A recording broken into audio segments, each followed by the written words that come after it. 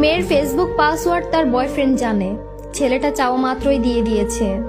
মেয়েটা হোয়াটসঅ্যাপে অন্য একটা ছেলের সাথে চ্যাট করে, কথা বলে, প্রেম করে। আমার বয়ফ্রেন্ড মেসেজগুলো দেখলে ঝামেলা করবে।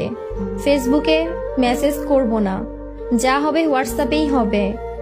যেই দিন বয়ফ্রেন্ডের সাথে মিট করতে যায় সেই দিন হোয়াটসঅ্যাপটা ডিলিট দিয়ে দেয়।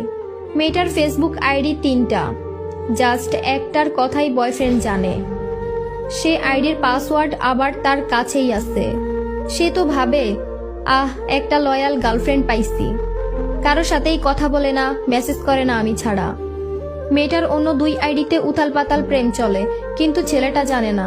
ছেলেদের সাথে কত প্রেম করে মেয়েটা, কিন্তু ছেলেটা জানে আমি একটা মনের মতো মানুষ পাইছি, যে মানুষটা অন্য কারোর সাথে কথা বলে না।